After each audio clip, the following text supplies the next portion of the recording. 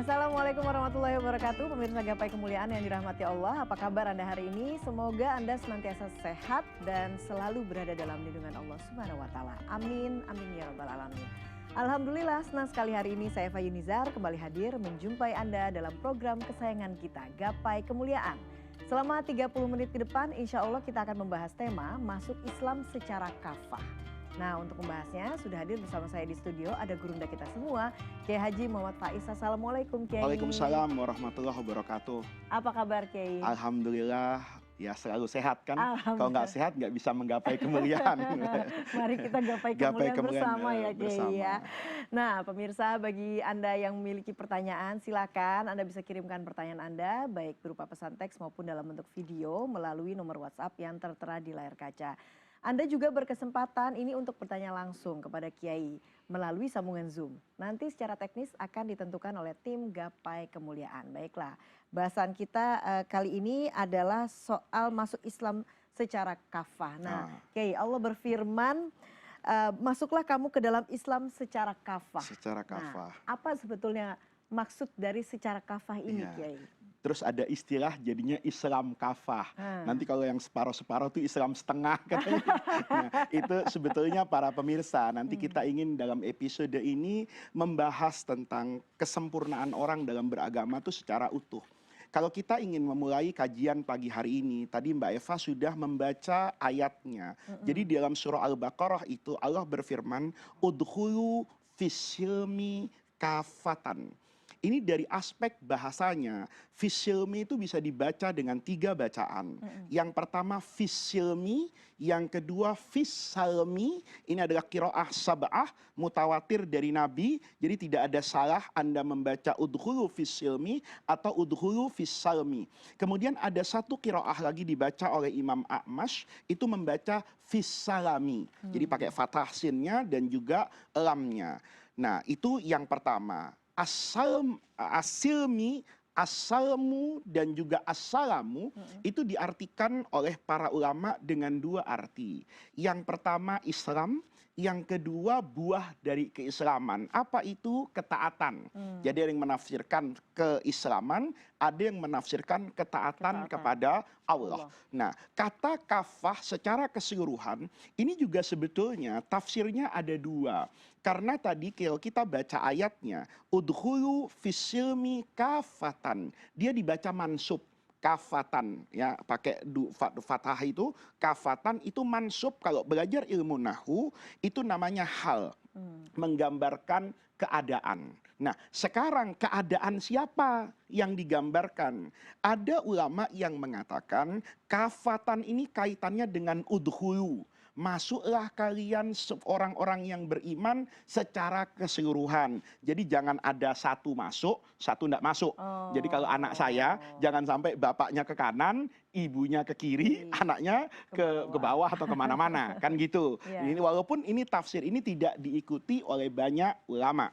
Yang paling masyhur, yang paling terkenal tafsirnya adalah kafatan ini terkait dengan fisilminya, Islamnya. Maka seakan-akan ayat ini mengatakan masuklah kalian ke dalam agama secara utuh. Dulu guru saya Syekh Muhammad Mutawalli Asy-Sya'rawi itu ngajarnya enak betul Mbak Eva. Apa sih Islam secara keseluruhan? Kata beliau, dalam bahasa Arab tadi ayat Qur'annya dikatakan fisilmi. Fi itu harfu jar. Yang tentu anak pesantren paham semua. Ini yang menunjukkan terhadap dzaraf. Menunjukkan waktu atau menunjukkan tempat. Kalau ini menunjukkan misalnya kayak tempat misalnya. Saya bilang sama Mbak Eva gini. Mbak Eva, air ini ada di dalam gelas. Maka gelas itu akan meliputi semua air. Karena tidak mungkin ada air yang berada di luar gelas, karena saya mengatakan air itu ada di dalam gelas. Oleh karena itu, orang yang ada di dalam keislaman tadi, itu diminta agar Islam itu mengayomi, mencakup semua aspek kehidupan dia. Jadi, kalau saya katakan gelas ini mampu menaungi semua air, maka Islam itu juga harus menaungi ada pada setiap apa yang saya lakukan. Jangan sampai Mbak Eva, saya sholatnya sholat yang islami, tapi mulutnya nggak islami. Ya, kalau ngomongin orang itu orang sakitnya bukan cuma hatinya, sampai dengkulnya itu nyeri. Nah ini juga bagian dari orang yang tidak utuh beragamanya. Jadi jangan sampai hablun minallahnya bagus, tapi dia gagal hablun minannas. Kalau Anda mau benar-benar berislam, zikir Anda benar-benar zikir yang islami, tapi pola makan Anda islami. Ya, jangan sampai nanti Islamnya itu separoh-separoh. Islam separoh-separoh gimana misalnya? Saya misalnya dianggap sebagai guru agama, maka saya diundang orang ngajar. Ya, ngajar. Tiba-tiba pasang tarif. Saya nggak akan datang ke sana kalau nggak sekian. Maka itu tidak kafah kan? Kenapa? Karena yang saya keluarkan dari mulut saya itu agama. Tapi perilaku saya ketika memilih-milih undangan, kan ada orang undangan tuh dipilah-pilih gitu. Kalau yang ngundang orang besar dalam tanda kutip, dia datang. Kenapa? Ini amplopnya, fee-nya banyak. Kalau yang ini kayaknya ikhlas lillahi ta'ala. Nah, yang kayak gitu, itu tidak dikatakan kafah. Kenapa? Karena dia tidak seperti gelas yang menaungi air secara keseluruhan tadi. Itulah para pemirsa, maknanya Islam kafah. Kata guru saya, masuklah ke dalam ajaran agama, terimalah syariat itu tanpa membeda-bedakan. Apa ini kaitannya dengan sesama manusia? Apa ini hubungan kepada Allah? Apakah ini saat kita berinteraksi dengan harta, dengan tumbuh-tumbuhan? Kalau itu adalah ajaran yang disampaikan oleh agama, maka Anda patuhi, Anda taati.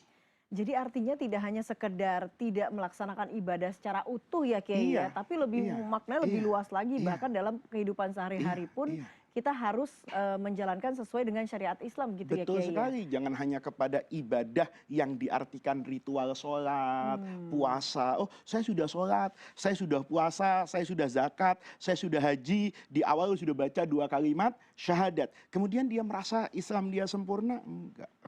Enggak, ada banyak orang nanti di akhirat itu gagal menjadi seorang muslim, itu bukan karena kurang ibadah dia kepada Allah, tapi boleh jadi pola interaksi yang buruk kepada sesama manusia. Nah kalau misalkan seorang Islam begitu ya, yang beragama Islam tidak melaksanakan syariat Islam secara kafah tadi, secara seutuhnya. Apakah kemudian bisa disebut sebagai muslim kalau begitu Kiai? Dia bisa disebut sebagai muslim dan tetap disebut sebagai muslim. Karena kalau tidak disebut sebagai muslim, berarti dia non muslim gitu loh. Kan hidup pilihan begitu Mbak Eva kan? Kan tidak mungkin orang itu memiliki 2 identitas keagamaan. Jadi kalau orang itu muslim, ya muslim. Kalau dia tidak disebut muslim, maka dia disebut non muslim. Dan itu bukan ajaran Ahlus Sunnah wal Jamaah. Kalau ada orang yang tidak mengerjakan ajaran agama, itu tidak berarti dia keluar dari nama muslim tadi. Tetapi dilihat, dia tidak mengerjakan itu karena apa? Kalau karena mengingkari, disebut kafir. Kenapa? Karena Islamnya Islam dusta. Misalnya, agama ini mewajibkan puasa Ramadan. Terus dia bilang nggak ada itu puasa Ramadan. Berarti dia bukan menolak puasanya kan sebetulnya, tapi dia sudah tidak mengimani Quran lagi yang mengatakan kutiba alaikumusiyam. Berarti dia tidak mengimani Rasulullah yang tabligh menyampaikan semua yang harus disampaikan dari Allah. Nah, itu baru dikatakan kafir, keluar dari Islam, non muslim. Tetapi kalau ada orang Islam meyakini wajibnya zakat, tapi karena pelitnya dan cinta harta dia tidak membayar zakat, maka disebut fasik. Dia tetap sebagai muslim, punya kesempatan besar untuk masuk surga, sekalipun harus konsolidasi lagi dengan dosanya di neraka nanti. Oke, baiklah. Kita akan lanjutkan lagi Kiai, tapi kita akan break terlebih dahulu. Jangan kemana-mana, Gapai Kemuliaan akan segera kembali sesaat lagi.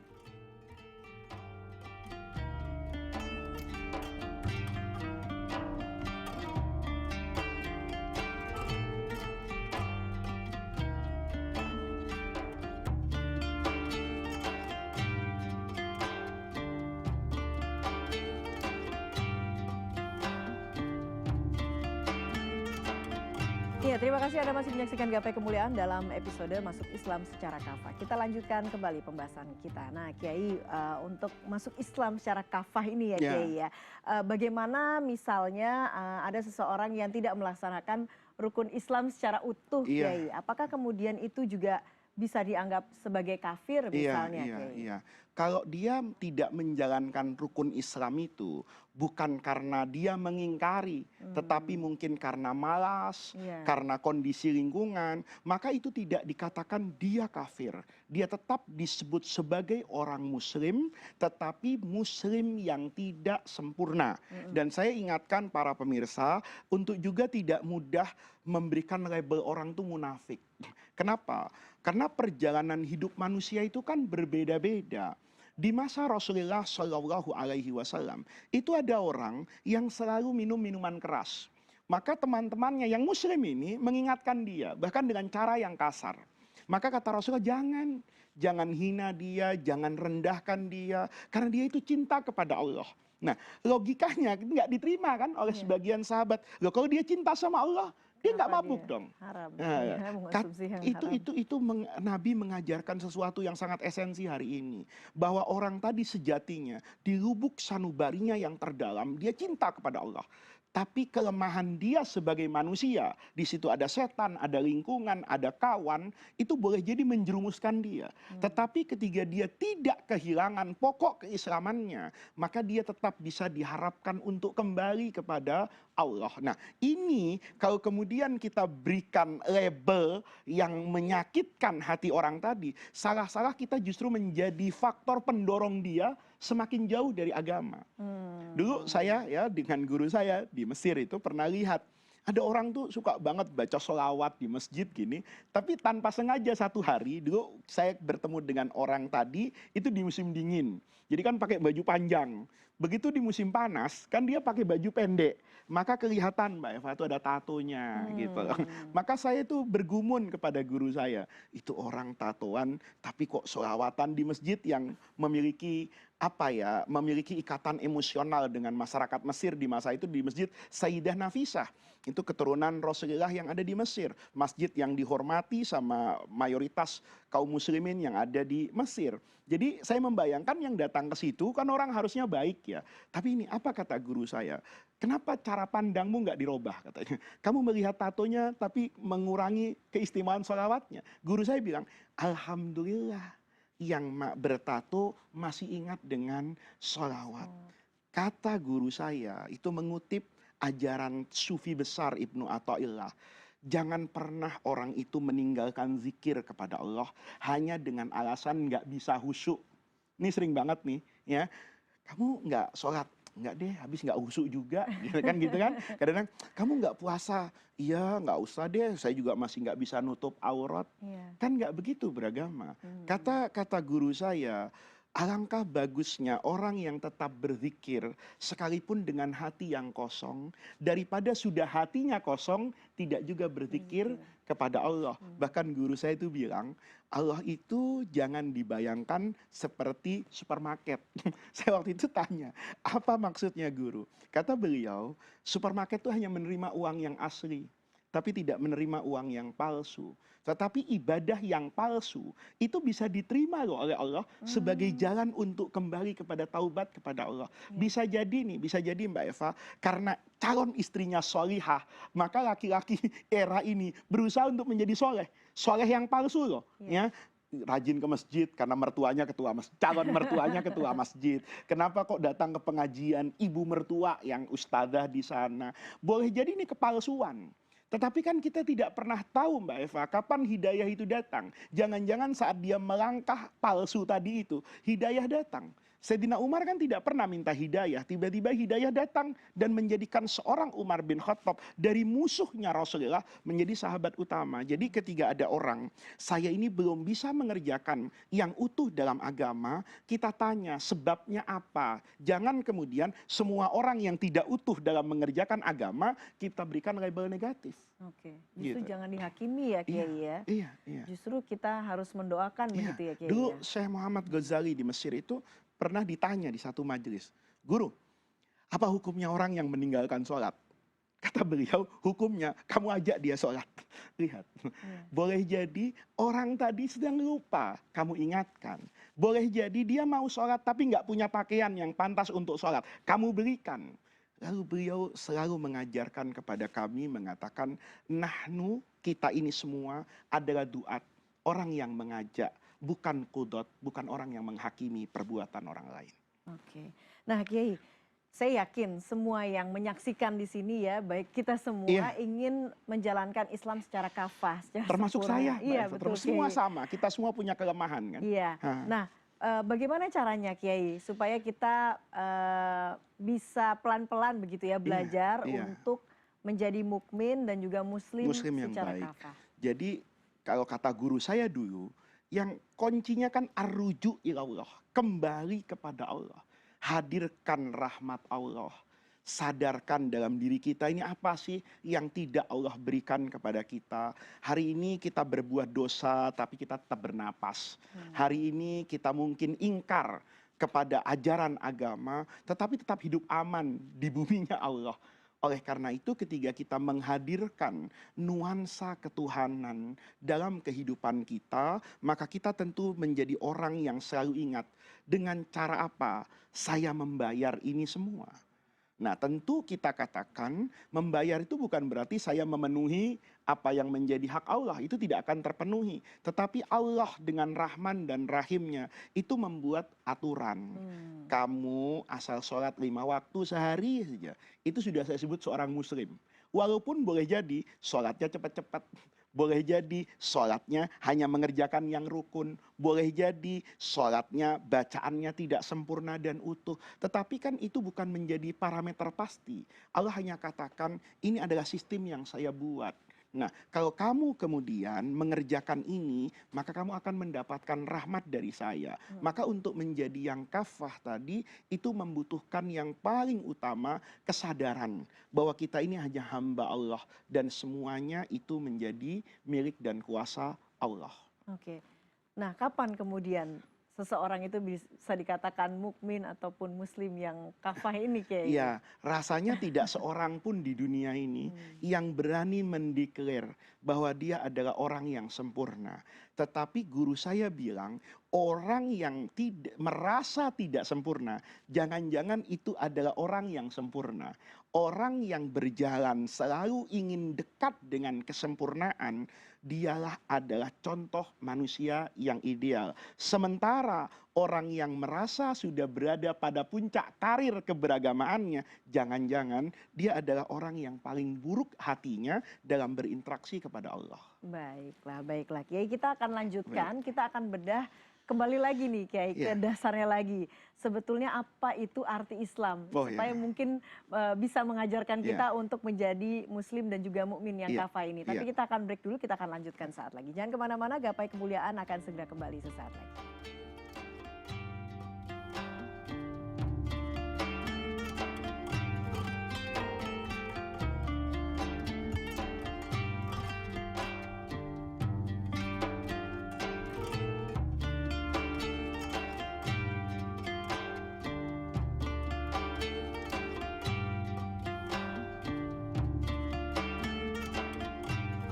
Ya, terima kasih Anda masih menyaksikan Gapai Kemuliaan dalam tema Masuk Islam Secara Kafah. Kita lanjutkan kembali pembahasan kita. Nah Kiai, kita untuk memahami bagaimana Ya. masuk Islam secara kafah, Ya. mungkin kita harus mulai dari awalnya dulu nih Kiai. Sebetulnya arti Islam ini Ya. apa sebenarnya Kiai? Islam itu dalam bahasa Arab artinya al-khudu wal inqiyas. Itu arti secara sederhana adalah ketundukan. Jadi kalau ada anak itu taat sama perintah ibunya, maka ini dia sedang berislam kepada ibunya. Bawahan taat dengan apa yang digariskan oleh atasan, itu namanya bawahan yang berislam. Nah, ini yang kita sebut Islam itu dari kata-kata taat, Islam itu dari kata-kata damai. Seorang anak yang berdamai dengan ibunya, kan yang mengerjakan perintah ibunya. Itu adalah kata dasar al-Islam. Maka ketika kita ingin tahu Islam itu apa, kita harus tahu 3 dulu nih Mbak Eva. 3 definisi pokok dalam agama. Ada di situ Islam, ada di situ iman, ada di situ ihsan. Oke. Islam ini terkait dengan zohir. Ya. Ya, semua orang yang sholat, semua orang yang mengerjakan zakat, yang puasa, itu saya hukumi Islam. Sekalipun sholatnya itu nggak ikhlas. sekalipun sholatnya itu ngedumel, Iya. ya pakai sholat lagi enak-enak nonton TV, tahu-tahu azan, ya pakai azan lagi sholat deh katanya. Nah, tetapi dia ketika dia mengerjakan sholat, walaupun ngomel, ngerutu, dia Islam. Iya. Karena itu urusan lahiriah. Selama dia takbiratul ihram, dia sujud, dia salam, dia sholat.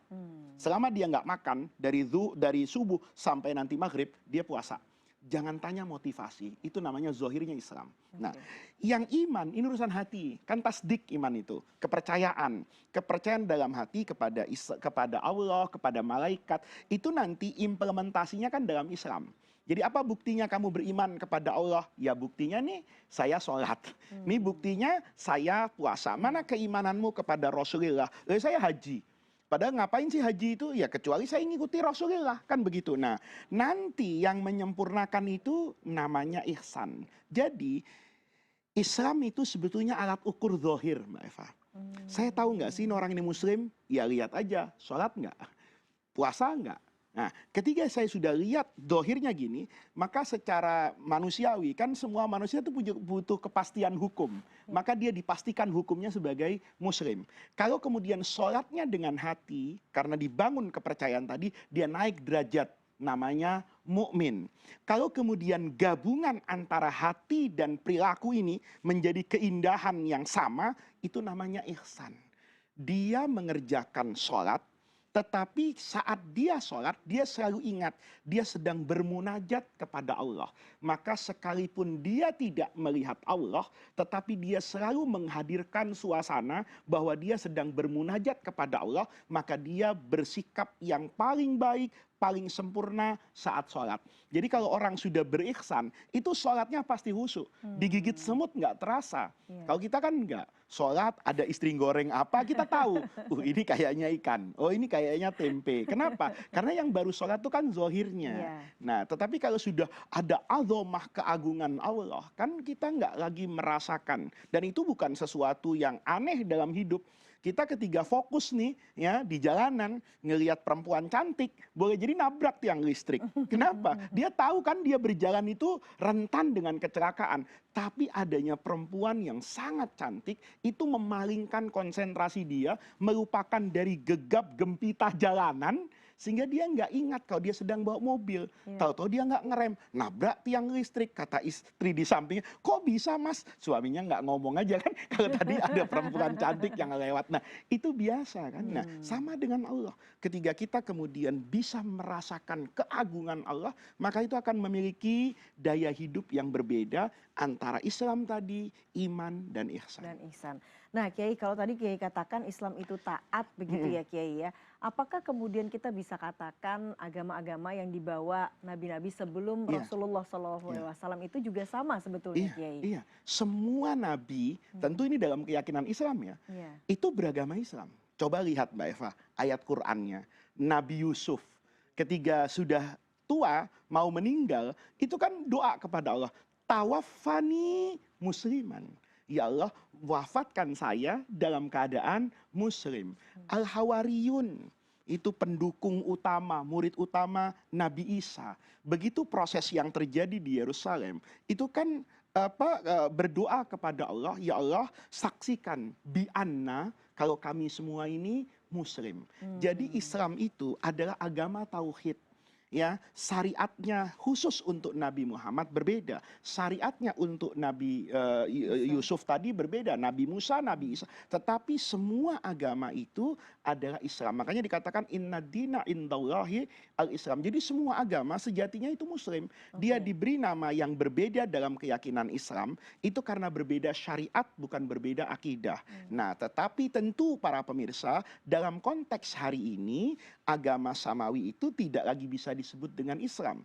Karena Yahudi yang diceritakan konsep dasarnya dalam Islam itu tentu sudah berbeda implementasinya, prakteknya dari teman-teman kita yang beragama Yahudi hari ini dan Nasrani. Dan itu adalah keyakinan agama masing-masing kan? Oke, nah Kiai, kalau kemudian tadi kita kembalikan lagi memeluk agama Islam secara kafah Kiai.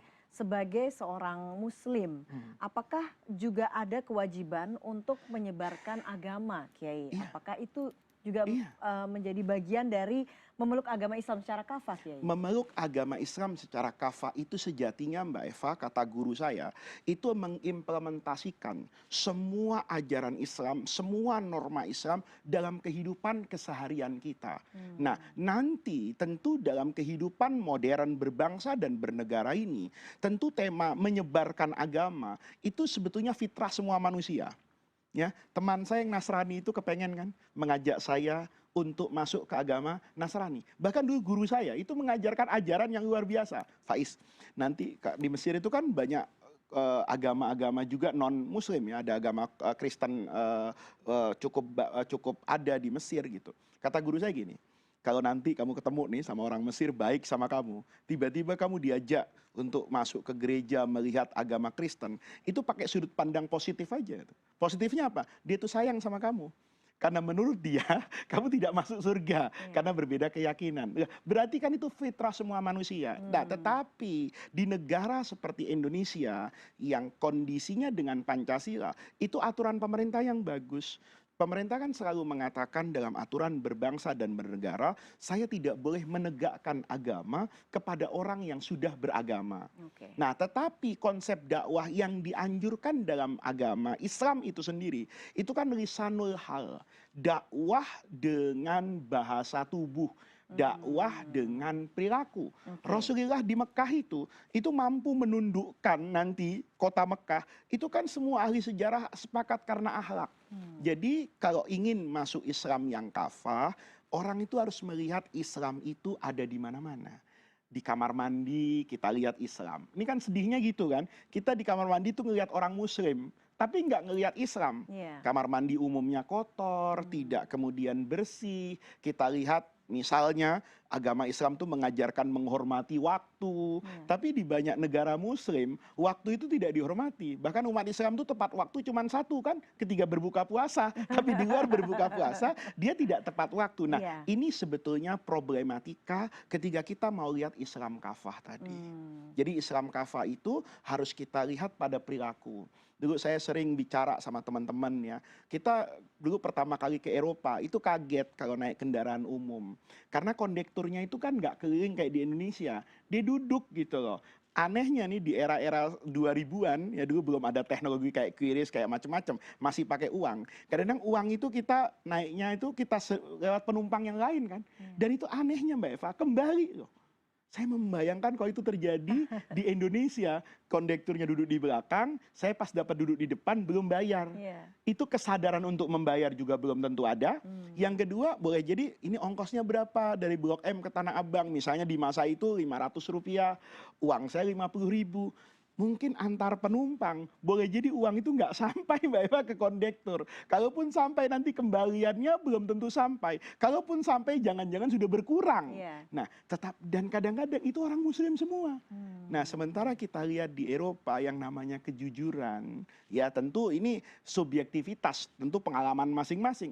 Saya pernah melihat bahkan kadang-kadang toko itu terbuka, nggak ada yang jaga di pedesaan gitu ya. Terus ada orang datang ngambil sesuatu, itu uangnya ditinggal. Tetap langsung bayar ya. Tetap bayar, walaupun nggak ada orangnya, uangnya ditaruh gitu loh. Kalau kita kadang-kadang, wah kesempatan ini, lihat kanan kiri, diambil. Habis makan roti, dengar azan ke masjid. Lah ini kan namanya paradok ya. Jadi saya pikir untuk menjadi seorang Muslim yang kafah itu nggak usah pakai ukuran-ukuran simbol. Tidak berarti kalau pecian ini Muslim kafah, kalau jilbab itu Muslim kafah. Itu bagian dari usaha untuk menjadi sempurna seorang Muslim. Tapi perilaku yang utuh dalam keseharian itu yang nanti menunjukkan kualitas keislaman seseorang. Baiklah Kiai. Semoga apa yang Kiai sampaikan tadi bisa menjadi bekal kita semua, termasuk juga pemirsa, untuk bisa menjalankan Islam secara kafah.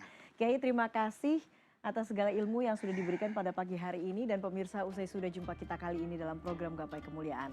Semoga kajian kita hari ini membawa manfaat dan menjadi wasilah kita menjadi hamba Allah yang lebih bertakwa. Semoga Allah senantiasa mudahkan kita dalam menuntut ilmu. Saya Eva Yunizar dan Kiai Haji Muhammad Faiz undur diri. Terima kasih atas perhatian Anda. Wabillahi taufik wal hidayah. Wassalamualaikum warahmatullahi wabarakatuh.